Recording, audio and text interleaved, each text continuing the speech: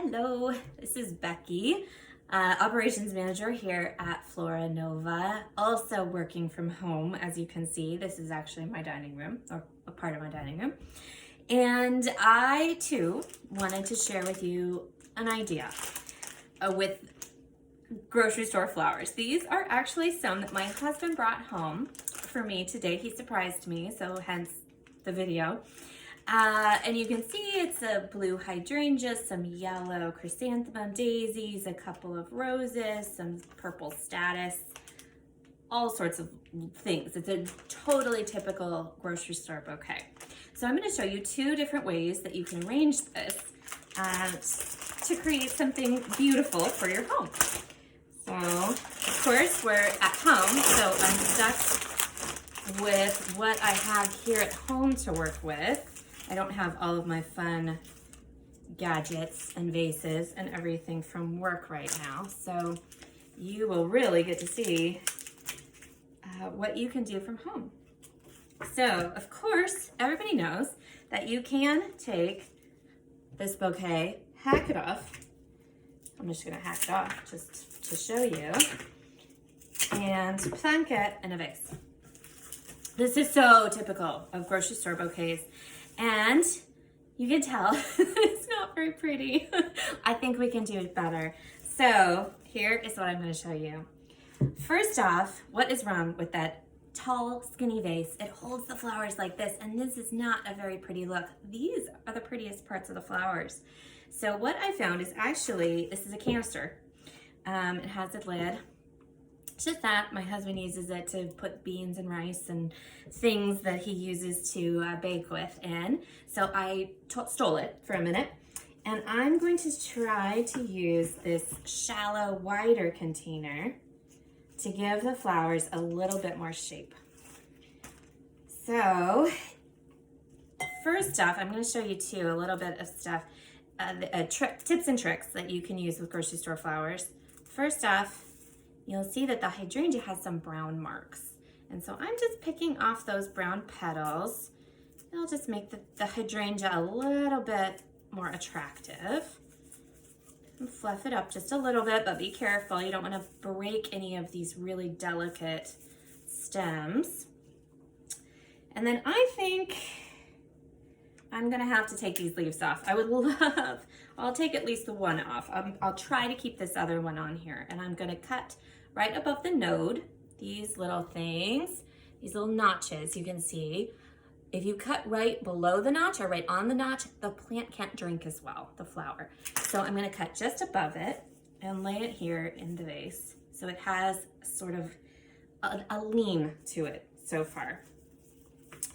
And then let's see, what else do I have here? Well, I do have statice. So for this first one, I'm just gonna use everything. I'm gonna put it all in a vase and just show you how much better it can look with a different container, but still using all of the flowers. So I'm just gonna spread them out. I'm gonna kind of go back and forth with them a little bit, one direction and another direction, just to give it a little bit of movement. Let's see, we have some lovely daisies. Daisies are a bit hard to put in a big vase because they have such, there's so many different flowers all the way down the stem, and so it can get a little awkward. I'm actually gonna cut this bottom one off, but I'm gonna try to save the rest just so that you can see what it might look like with all of it. Here's some more, some yellow daisies. Again, I'm gonna cut just these bottom ones off, like that. A couple of the leaves off. The leaves aren't very pretty. This blossom has a brown spot, so I'm gonna cut him off. It's a little better. And again, I'm gonna cut right above the node at a slight angle. And you cut at the angle actually so that the stem doesn't form a suction on the bottom and it can still drink. There you go. So put him over here. Here's another one. Again, I'm gonna cut off some of these bottom pieces. Take off some of the greenery. Cut it at an angle again and put it over here. So I see I have two yellows. I'm gonna need some yellow over here too. guy, I'm going to take off his leaves again. The leaves are the first things to die on these kind of mums. And so they're not going to look all that pretty in a little bit, in a couple days. It's always fun to design things sort of backwards. It's hard to see what it's looking like at all the angles. Have some more status. So just cut those into a few pieces. Put some of the purple over here. Maybe some more purple in the middle. And there's a tip with roses. One of the tips is you can blow directly into them softly. Try to get it to open. Another tip is you can actually turn it upside down and ever so gently twirl it a little. This guy's not really happy to open right now, so we'll just give him some time and see how he does. Oh dear. Daisies and roses are always a little difficult here.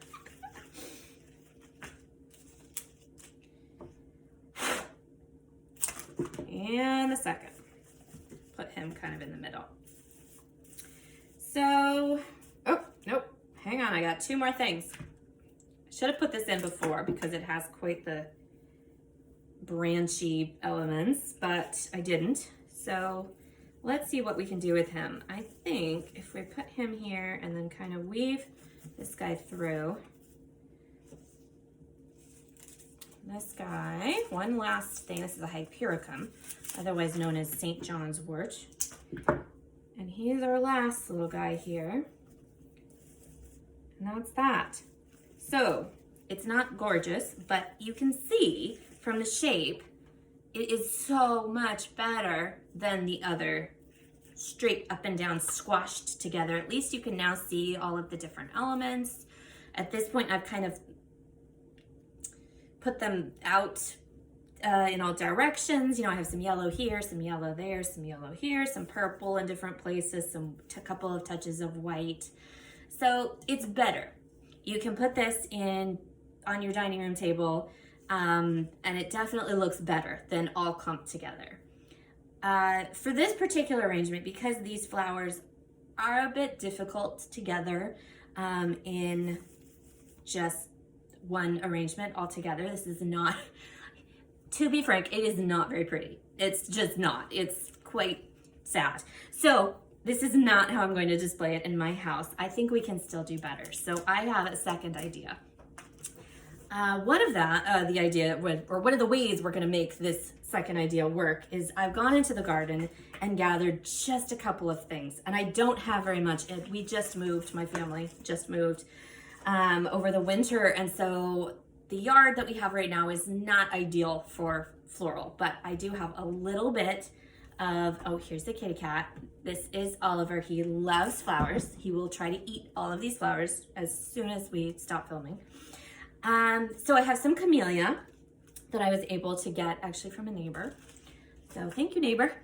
A little bit of kale. So I went into the garden and my kale is sprouting. I had meant to go collect it when it was still kale raw and I could saute it, but now it's completely budded out. But I thought that the yellow might look nice with the yellow we've already got going.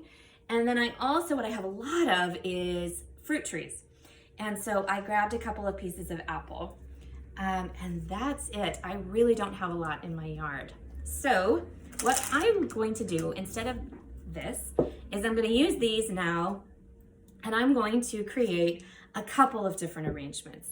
I think that this collection is not so pretty together, this collection of flowers, but each individual flower is okay. Definitely, if you use it correctly, can look really beautiful. So I'm gonna get a couple of different kinds of vases, and I just have all sorts of little tiny things that I found in my house. And we're gonna see what we can do.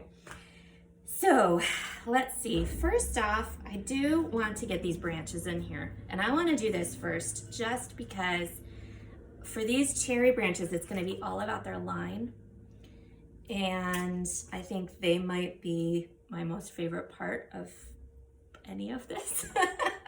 So I'm going to really feature the cherry branches. So when you get your cherry from your tree, you'll see that there's some dead parts. There's gonna be some wonky side shoots, and I've already taken some of those off and I've cleaned it up a little bit so that it can go in here, but feel free to cut off any of the pieces that you think don't help. So this, I can just cut it off, or I could just leave this dead piece. I'm not sure what I want. So I'm just gonna leave it. And once again, I'm gonna give it a fresh cut just above the node, the little knobby bit at an angle, so that the branch can continue to drink. We don't want dead branches in our house. And here's a third one. Once again, cutting him just above the node. So we're gonna start with a shape, something like that. And this one's gonna be a little floppy at the beginning, but we're gonna help him out. And let's see, what do I wanna use next? Oh dear, I think, let's see, should we do daisies? Well, let's do some camellia. We're gonna use most of the things from my yard, and then we're going to probably accent with the grocery store flowers. So I'm actually gonna thread this back in here. This guy is gonna help this guy stand up, so we get our shape better. I have one more piece. Let's take out that side and put him over here, so we have a little bit of greenery going that way. So I know it's hard to see on my dining room table, but so far what we have looks pretty good. So now, of course, we do have to incorporate some of the flowers from our grocery store bouquet. So we're going to make a little front focal point with this yellow and see what we can do with the rest of it. So with these guys, of course I cut everything fairly short. If I hadn't, we could put some yellow kind of up here, which would be really nice. So for this, I'm actually gonna cut some of these side pieces off and use them in one of my small bud vases. So we're gonna take him, a little yellow up here. I think this one is just gonna be yellow and white. And we'll use our blue and our purple somewhere else. Again, I'm just gonna cut off a few of the side pieces. Give him a little fresh cut because he was out of the water. And then I think we're going to kind of carry the line through a little bit. Oh, he needs to be in front of that guy here. So we have slightly different. Chrysanthemums are a little hard. These are daisy mums, chrysanthemums, because all of the flowers are on the same plane. They're all sort of clumped together, so they really act like one large flower like this. But he's still looking a lot better, I think. So you can kind of see where he is. I mean, even that, I could probably leave him just like that. Let's do that for now and move on and see what else we have. I might actually put the berries, maybe, in here too. I have to turn him around. I cannot see. Let's see. Sure, they add a little bit. So there, I'm gonna put him to the side and see what else we can do. So I have a couple of other small containers, very small. And let me see. One of the things that I do, actually I'm gonna go to this one. One of the things I like to do with the white daisies, or any daisies, is to use them all very small and just put them in by my bathroom sink.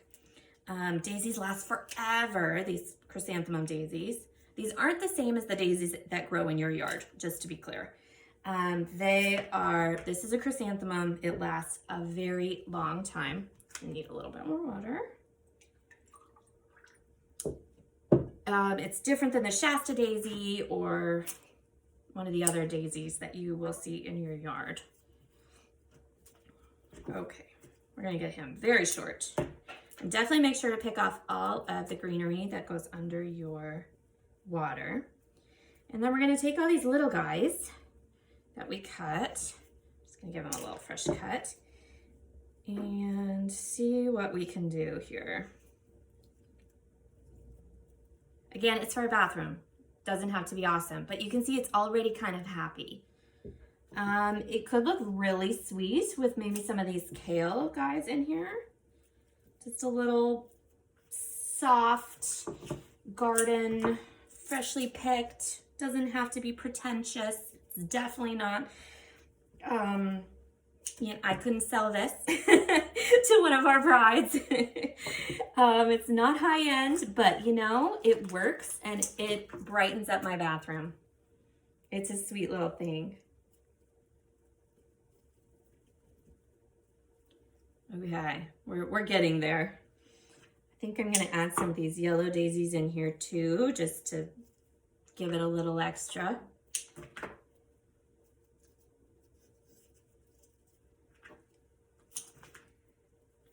A little more kale in the back.